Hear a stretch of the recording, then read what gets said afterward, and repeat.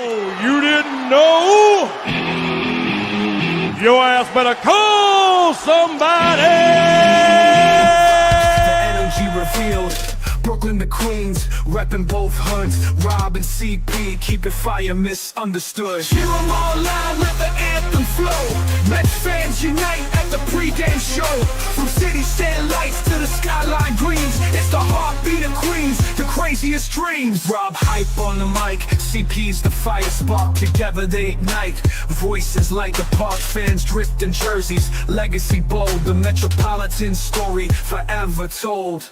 Turnstile spinning, the crowd floods the gates. This is family, no time for debates. Crack of the Batman, the roar never fades. Queens in the blood, it's how champions are made. Cheer 'em all loud, let the anthem flow. Mets fans unite at the pregame show. From city stand lights to the skyline gleams, it's the heartbeat of Queens, the craziest dreams. 7-line swagger, vibes electric and wild. Mets legacy golden since I was a child. Orange crushed skies, let the battle ignite. Ride for the home team till the last fight.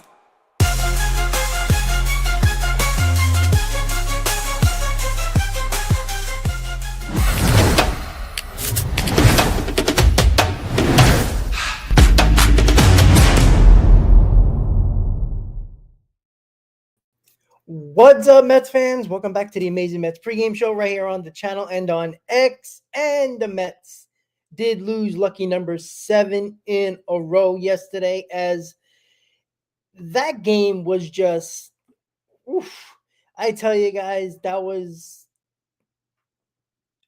I'm not going to say emotional roller coaster, but it was very annoying, right? Early on, had men on base, couldn't get the runs in.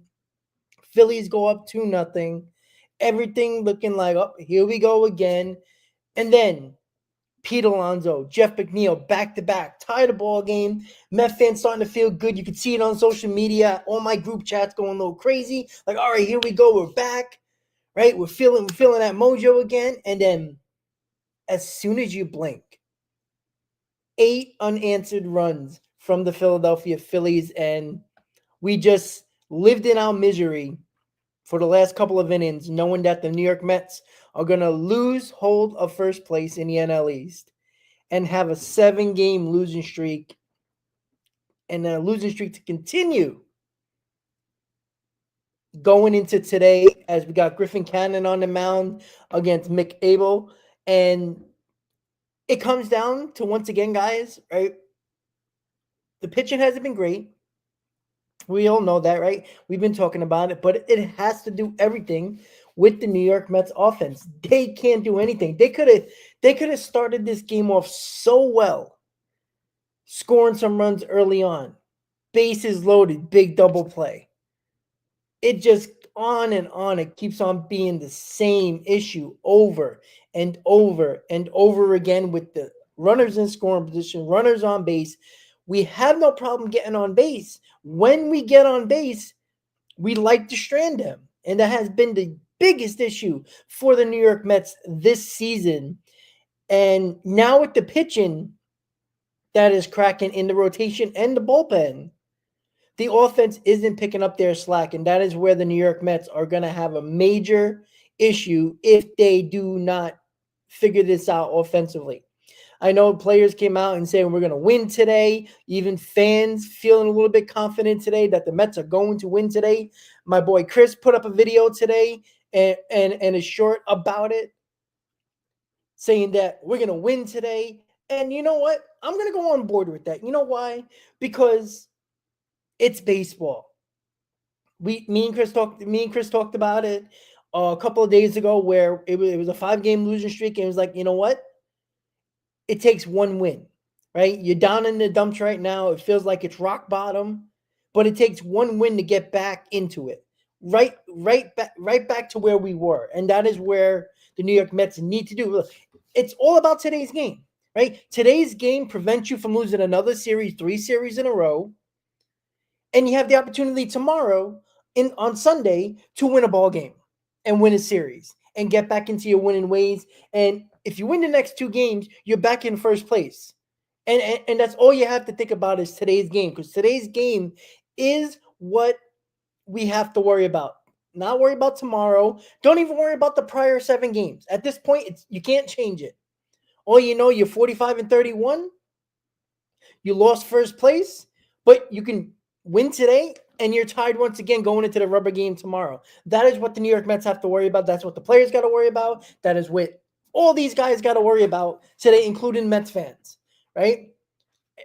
You see the players talking about it, talking about we're winning today and blah blah blah and all that stuff.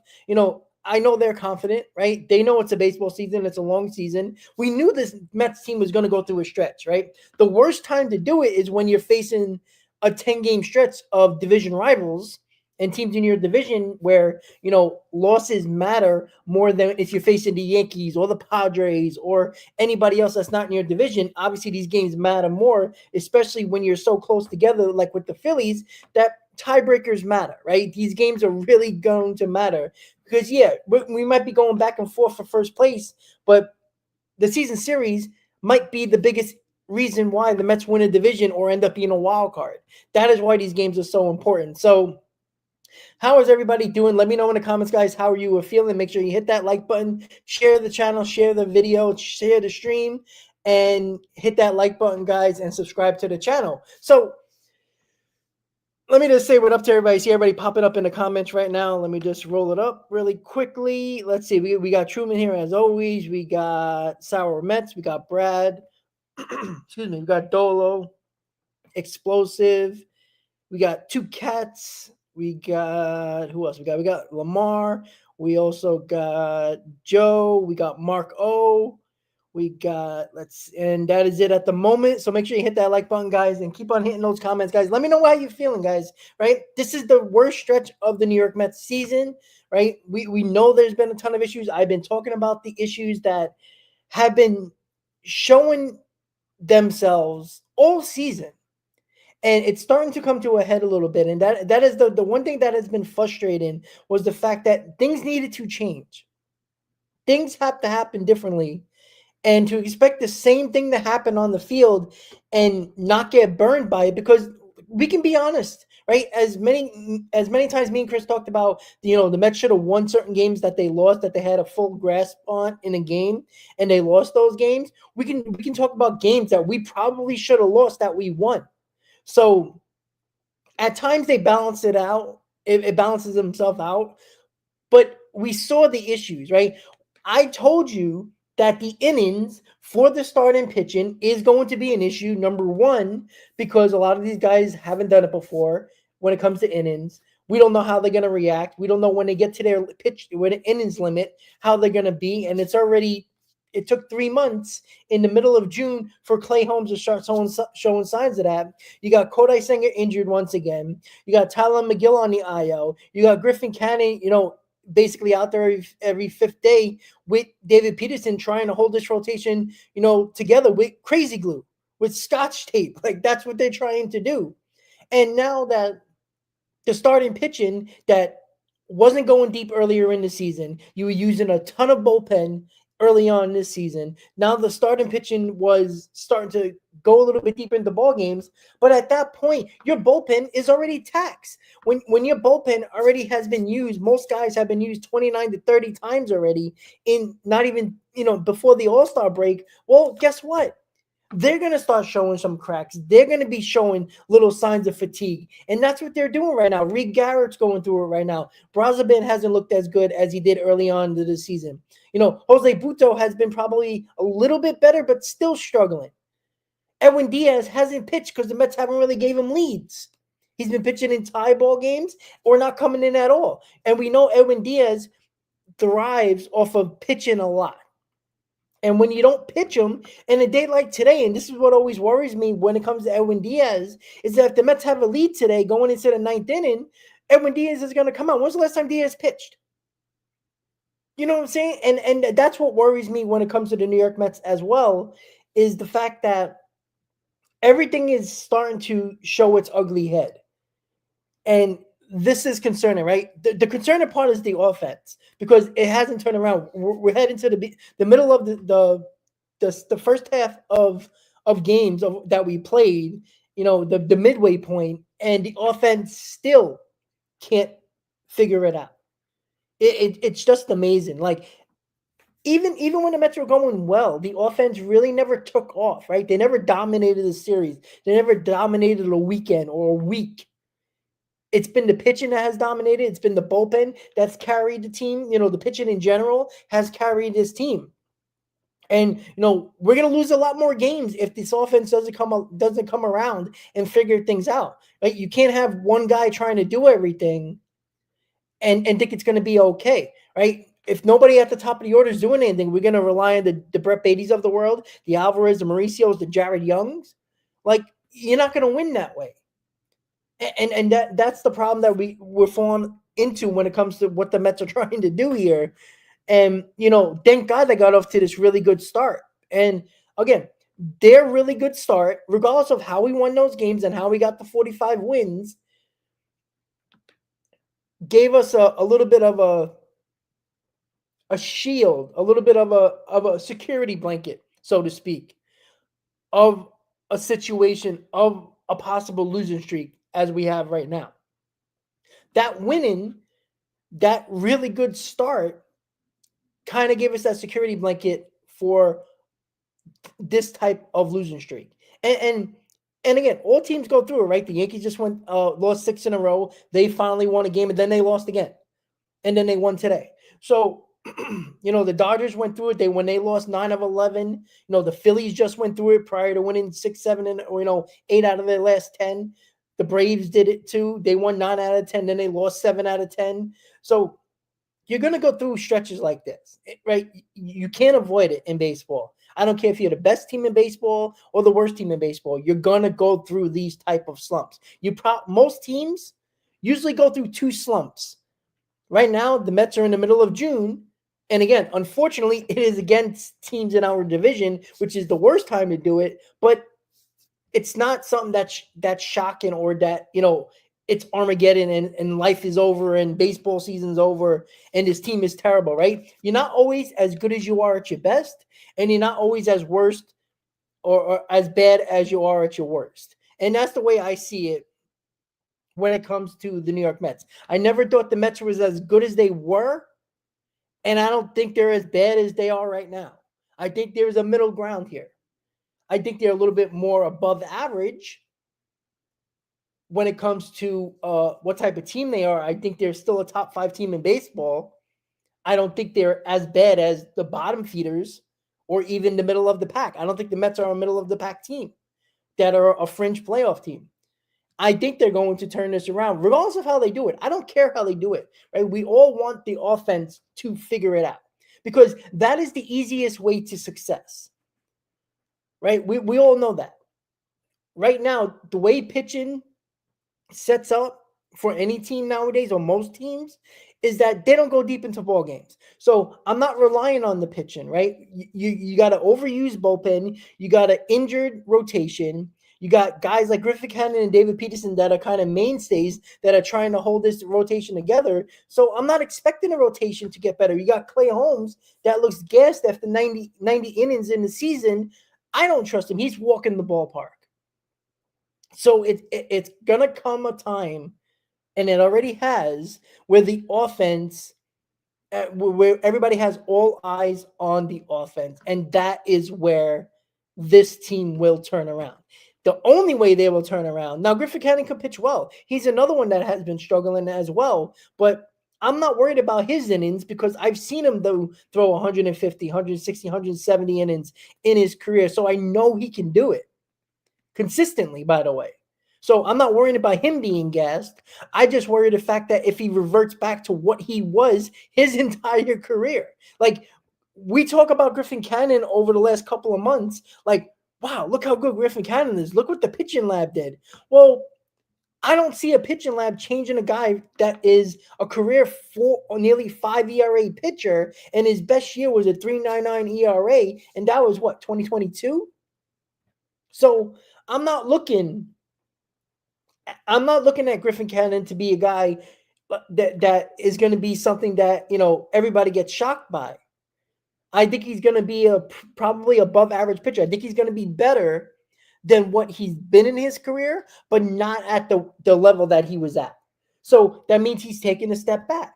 So when a pitcher takes a step back where he was so good, under 3 ERA, he's probably going to revert back to his career, which most pitchers do.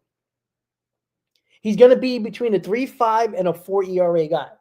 Now, it doesn't sound bad, but when you're relying on him to be a stopper, when you're relying on him to be one of the better guys in your rotation, because Manaya is not in the rotation, Montaz is not in the rotation, Kodai Senga just got hurt, McGill's out of the rotation now because of an injury. Now you're counting on these guys more. And that is what I worry about with this team and with this pitching staff. Now, am I going to watch the game today? Am I going to root on this team? I was excited when they hit that back-to-back home runs. I was hanging out with my dad watching the game. I was like, yeah, let's go. High five, clapping, let's go. Getting a little rowdy, because we hate the Phillies. So overall, this team needs to wake the fuck up. To be blunt and to be exactly what needs to happen, they need to wake up out of their rut. They need to wake the hell up. Hello, there's baseball going on here, guys.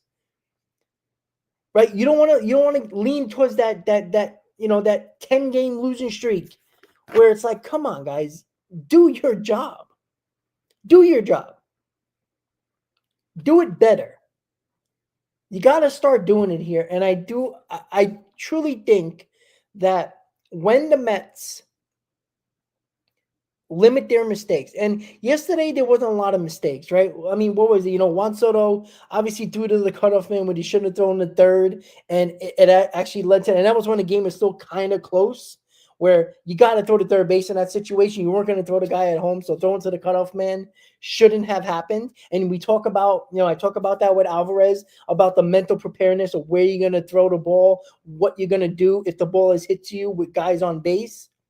Juan Soto wasn't thinking either. You can't throw to the cutoff man when you had no shot at the guy at home plate. You got to throw to the next base where the lead runner is. That added, salt to the wound at that point. You can't do that. And those are little mistakes that cost you more runs in a ball game, make your pitcher work harder. And that is what happened yesterday. Everything unraveled in an inning and a half. You got to be better than that, guys. And I see people in the chat saying the Mets are favored today. I think that kind of makes sense, because when you're a good team and you're going through a stretch like this of, losing a lot in a row, and you got a losing streak going here, a pretty decent losing streak here, you're gonna have a lot of money go on the Mets, because they're gonna win a ball game. When? Who the hell knows? But it's probably more recent than it is in the future. So I think that's why they're probably favored. I think the pitcher matchup kind of favors Griffin Cannon a little bit. I don't know much about Micah Bell, to be quite honest with you. That's why Chris is usually here, because he's the one that goes through the pitching stats like crazy. But I mean, it's probably the pitching matchup. Actually, Bell has been pretty damn good. So he's been 2-0, 2.21 ERA. He's been good in his 4 starts. 20 innings pitched. So just do the math, right? He's averaging about 5 innings a start. 17 strikeouts, so that's a good number of strikeouts with 20 innings pitched. He's got a whip just above 1. So he's pretty good. And that is where, the Mets just got to be better. I think the whole point of them being favored today is the fact that they're in a losing streak. They're a really good team. They're going to win a game. And, it is interesting that a player on the Mets came out yesterday after the game and said we're winning today. And, a lot of Mets fans took that, were like, oh, well, they're talking about that in the clubhouse. They're not playing games. Now, here's where I always get frustrated. Fans always get more upset during losing streaks than the players, right? We hear this all the time. No matter what fan base you are, Mets, Yankees, Braves, Phillies, doesn't matter. When your team's losing, the fan base takes it harder than the players, right? That is their job, right? This is our fandom that comes out over the players, which is their job. Don't get as upset as we do. It's just always been that way. that is where I get frustrated, and a lot of us get frustrated that we don't see the same emotion that we show when they're losing. I want to see them come out and be angry playing a game. Like, you're pissed off that we lost 7 in a row. I want to see the anger come out. And, with them saying that yesterday that we're going to win today, now that could put a little fire in the Phillies side in their dugout saying, oh yeah, watch this. So I'm a little shocked that they came out and said it to the public. If you say it internally in the clubhouse, fine, right? You're trying to, wake up everybody and all that stuff, completely understand. But did you see how the Phillies played yesterday? It looked like the Mets had no life. Like, they just weren't prepared. And I know that's a wrong word to use, but it looked like they weren't ready for the game. The Phillies, they looked ready to go. They looked like they were pissed off. They got swept at Citi Field. They believe they're better than us. And they went out there and it felt like that game mattered and nothing else. Today's game didn't matter. The day before didn't matter. Yesterday's game was all that mattered to them.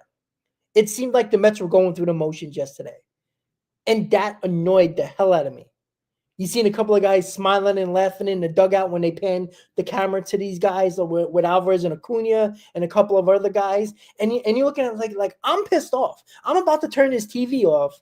We're down by 6 runs. And I see guys laughing it up in the dugout.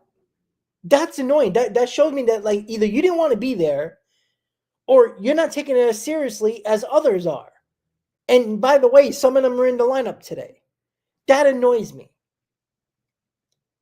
The Phillies looked like they were ready to go. They were pissed off that they got swept by us the first time they faced us. They were tied for it. They got all the way back from 5.5 games back a week ago to be tied, and they weren't going to let that game get away. They looked like a team that was determined that game, that night, mattered and nothing else. It seemed like the Mets kind of shrugged their shoulders like, oh, another game. And Danger, that's the other thing. 51-16 over this 7-game losing streak. That's terrible. And I'm glad you brought that up, Danger, because I had that in one of my notes. Their record during this stretch. That just shows you how bad the offense has been. Now, the Mets have been giving up runs. Like we act like the Mets have been one of the better rotations or pitching staffs in baseball, but they have been giving up runs. And, when you don't score, it looks a lot worse. It looks like you see on the screen right there, 51-16, being outscored in this 7-game losing streak. That's a hell of a lot of runs to give up.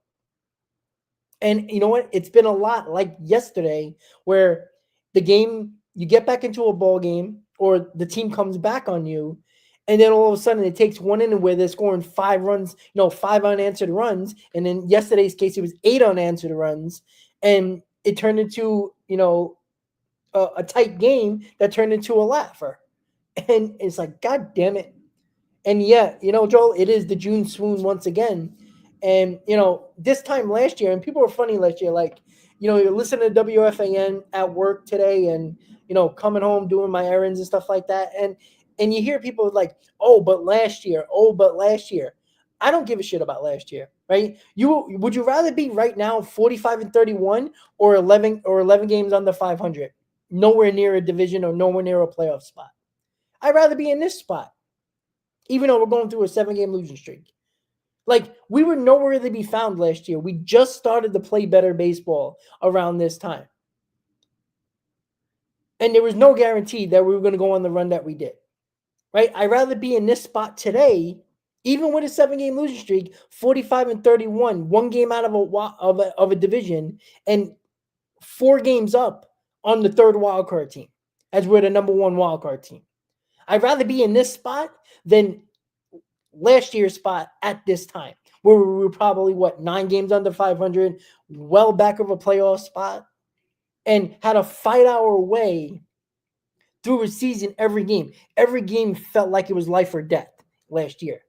It might feel like that during this losing streak, but it's not life and death this year, every game. That is the difference. You couldn't afford to lose series last year at this time because you had a terrible April and May. So everybody would choose to be in this spot. At least I hope everybody would choose to be in this spot where they are this year over last year. Last year was a miracle year. I don't want to have a miracle year, right? We were supposed to be in transition last year, according to the organization, according to a lot of fans, right? I don't want surprise seasons anymore.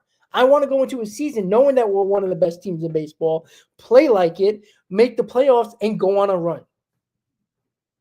Mets haven't had a lot of those seasons because seasons where there was expectation, 2022. What happened, right? They embarrassed themselves in September and in October in the wildcard series, right? 2015, very much a surprise. Go back to 2015 during spring training. You had Sandy Alderson saying, well, you know what? We feel like we're a year away. We feel like 2016 is really the year we're going to take off. Well, oops. We took off in 2015 miraculously with a terrible roster and a lineup that wasn't very good, yet they found a way to do it, get to a World Series, eventually lost, but it was a surprise season, right? 16, 17, 18, we all know how that happened. Making a wild card in 16, and that was it after that until 2022. So last year was another one of those surprise seasons, just like many of the last 2 playoff appearances for the New York Mets were kind of surprise seasons. Even 2022 was kind of a surprise because it felt like, that was the first time where Cohen can show his, his wallet and blah, blah, blah, and all that. And it was still kind of that in between, but they eventually failed. So, and that was probably the last time there was expectations on this team in 2022, even though there was still kind of an enigma. Nobody really know which way they were going to go, but there was a lot of money spent. So there was a little bit more expectations and they failed. Right now, they have a ton of expectations. Signing Juan Soto, bringing back Pete Alonso. And with the record they have and multiple times been in first place and the Phillies have come back, more people feel like it's the end of the world and this shouldn't be happening and blah, blah, blah. But people keep on talking about last year like it matters. It doesn't matter, right? Why aren't the Padres better than they were last year? They have Jose Iglesias. What's the problem, right? So we look at it so many different ways where, you see Will Smith the other day when they were playing, I think it was yesterday or the other day when they were playing the Padres, and Machado, I guess it was a bad call from the umpire, and Machado went to the umpire. Look how far outside that was, and then Will Smith said to him, yeah, that's how far out you're of a playoff spot. Like it was like, that is something that always makes me laugh because it's like, yeah, exactly. So this is where we are with the New York Mets. We're 7 games under. Oh, 7. Wow, we're on a 7-game losing streak. We're on the verge of possibly losing another series, which is probably more important than anything else, right? Yeah, you want to break the losing streak. You want to snap it. We all understand that. But winning today changes the whole complexion, the whole scenario of this series, right? You win today, you snap the losing streak. That's number 1. Number 2, you go into tomorrow having a chance to win a series, and on top of that, take the division back, and you leave Philadelphia going back home to face the Braves, who, oh, by the way, look like world beaters against the Mets, and then they got embarrassed by the Marlins yesterday. So what does that tell you? And I was talking about this with a couple of my coworker Met fans, right? What does that show you? Was it the Braves figuring things out, or was it the Mets that really played that bad? Because it looked like the Braves were ready to take off after they swept the Mets. And then they got embarrassed against the Marlins yesterday. So what I think that is that the Mets just played really bad. And it's not the Braves that played very well. It was the Mets not doing what they were supposed to do. They made a lot of mistakes in that Braves series. We had a 4-1 lead in game 1. So that's what I'm looking at. And yeah, and Chris Sale, yeah, it's crazy, right? Chris Sale might be done for the season. He is injured, but man, that just shows you that the New York Mets just played so bad against the Atlanta Braves. Whatever the reason was, they just didn't play well at all. So it's more signs of the Mets not playing well than the Braves figuring it out, because clearly they did it. And if Chris Sale is done for the season, well, good for us. I don't want to see somebody get injured. I hate saying looking for another player on another team to get injured, but it does help the Mets and the Phillies, by the way. And we're not going to see Sale now in this next series when we face him after the Phillies series. So this is why this series is so important. The Mets got to wake up, snap this losing streak, have an opportunity to play a rubber game tomorrow and win a series. Go back home. You're back in first place if you win the next two. You got the Braves, who are kind of, in probably panic mode at this point, where they just swept the Mets. Things are looking good. They look like they're turning it around. They get their ass kicked against the Marlins, and now Chris Sale might be done for the season. So, excuse me. Listen, do the job today. You got Griffin Cannon on the mound, who needs to step up and pitch better. He hasn't pitched well his last couple of starts. Let's go. Let's get it done. Hey, offense. When you get the bases loaded with one out, don't hit into a double play. How about hitting a sac fly? How about hitting the ball down the line, hitting the ball in the gap, driving some runs early? Give you a pitcher like Tidwell was pitching well for the first couple of innings. But we all knew, or at least I was telling you guys, that Tidwell wasn't going to go past the fifth inning. He didn't get to that point, but he wasn't going past the fifth inning regardless of what was happening. He was pitching well, and then kind of got into a little bit of too many pitches that he's thrown, and they weren't going to overthrow him, obviously. He threw too many pitches in that inning, and then he walked a couple of guys, got into a little bit of trouble, and they took him out, which I didn't expect him to go deep into the ballgame. I expected to be a lot of – and he was going toe-to-toe with Wheeler. But you got to take advantage of Zach Wheeler. We got him out of the game early. He threw 96 pitches in the fifth.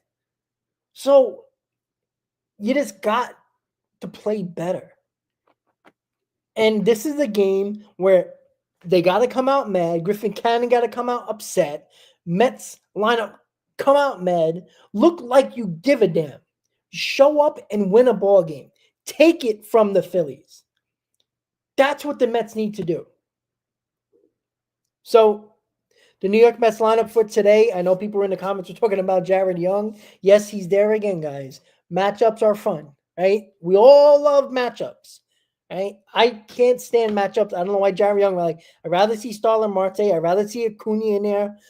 I just don't understand why Jared Young is still in there, right? It's obviously because of a right-handed pitcher, but I don't know. I don't know what to tell you. I really don't know what to tell you. So you got Jared, you got Lindor, Nimmo, Soto, Alonso, obviously the top four. You got Jeff McNeil playing center field today, batting fifth.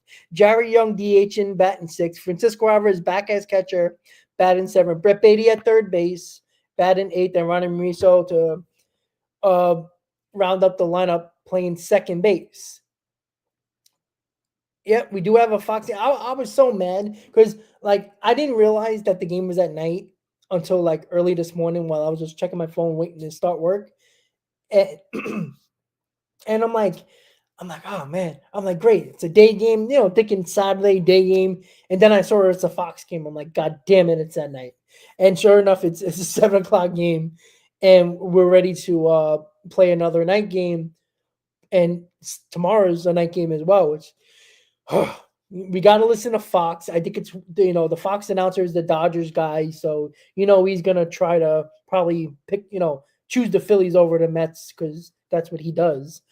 But overall, guys, the New York Mets need to win a ball game today. How do they do it? I don't give a shit. Win a ball game. If it's the pitching that shows up, great. If it's the offense come alive, great. They got, Micah Bell that has been pretty good. 4 starts, 2.21 ERA. He's pitched well. Take it to him. I know a lot of my friends that I go to group outings with, 7-line, just games in general when I was living in New York. A lot of them are there. I seen their post getting their Philly cheesesteaks and all that and ready to get to the game and stuff like that. They got a ton of Met fans there. You heard them when the Mets went back-to-back. They started to get loud, right? show up today. How about the New York Mets show up on the field? How nice would that be? Wouldn't that be nice to act like they actually look like they play baseball? That would be nice because this last 7-game stretch has been quite embarrassing. Do better. Do better. With that said, guys, thank you for tuning in to the Amazing Mets Pregame Show. Mets trying to stop their 7-game losing streak and trying to get that division back and tied it back of the division with the Phillies. Griffin Cannon, Micah Bell are the pitcher matchups for today. I will be doing a post-game. Real good shot that Chris and Zach will be on the post-game show. Hopefully, we're spamming those W's and talking about a Mets win and breaking this losing streak. So make sure you look for that stream a little bit later today, probably in the next half hour or so. I'll have that stream up. Post-game show, myself, Chris, and Zach most likely will be doing a post-game show, but definitely 2 of us for sure. With that said, guys, let's go Mets. I'll see you on the post-game show, and let's get that win, guys. Enjoy the game. Have a good night.